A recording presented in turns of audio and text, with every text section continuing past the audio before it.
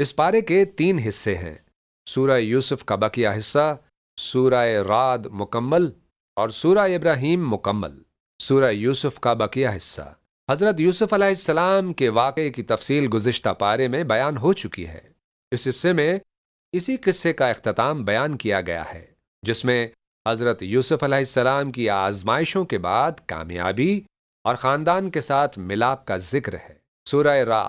سورہ رعد میں 5 بنیادی مضامین بیان ہوئے ہیں: قرآن کی حقانیت، توحید، قیامت، رسالت، نیک لوگوں کی 8 صفات اور بدبختوں کی 3 نشانیاں۔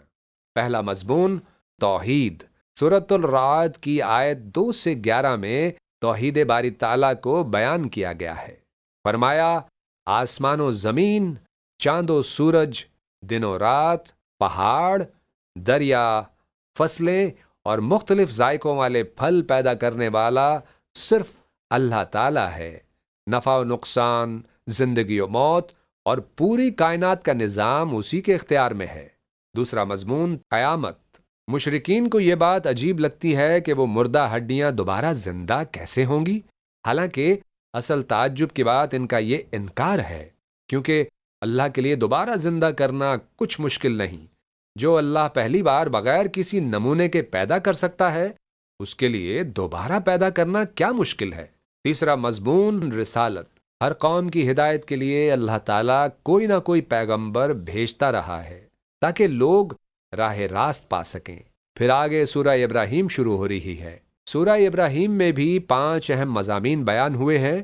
رسول اللہ صلی اللہ علیہ وسلم کو تسلی دی گئی کہ سابقہ انبیاء کو بھی اپنی قوموں کی طرف سے مخالفت کا سامنا کرنا پڑا۔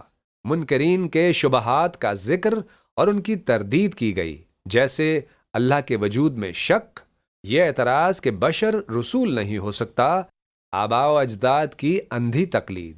تیسرا مضمون قیامت، یہاں قیامت کے دن شیطان کا وہ مشہور اعتراف بیان ہوا ہے جب وہ اپنے پیروکاروں سے کہے گا کہ اللہ کا وعدہ سچا تھا، میرا وعدہ جھوٹا تھا، میں نے تم پر کوئی زبردستی نہیں کی، تم خود میرے بہکاوے میں آ گئے، آج مجھے نہیں بلکہ اپنے آپ کو ملامت کرو۔ چوتھا مضمون، اس کے بعد حضرت ابراہیم علیہ السلام کی 6 دعائیں ذکر کی گئی ہیں۔ امن و امان کے لیے دعا، بت پرستی سے حفاظت کی دعا، نماز کی پابندی کی دعا، لوگوں کے دلوں کے میلان کی دعا، رزق میں برکت کی دعا، مغفرت کی درخواست کی دعا۔ یہ پارہ ہمیں سکھاتا ہے کہ حقیقی کامیابی اللہ پر ایمان، توحید پر استقامت اور صبر و شکر کے ساتھ اس کے احکامات پر عمل کرنے میں ہے۔ جو لوگ اللہ کی نافرمانی اور شیطان کے بہکاوے میں آتے ہیں، وہ دنیا و آخرت میں نقصان اٹھاتے ہیں۔ اے اللہ، ہمیں حق پر ثابت قدم رکھ، اپنی نعمتوں کا شکر ادا کرنے والا بنا اور ہمیں دنیا و آخرت کی کامیابی عطا فرما، آمین۔ یوں گزاریں اس برس رمضان کو، اب سمجھ کے پڑھنا ہے قرآن کو۔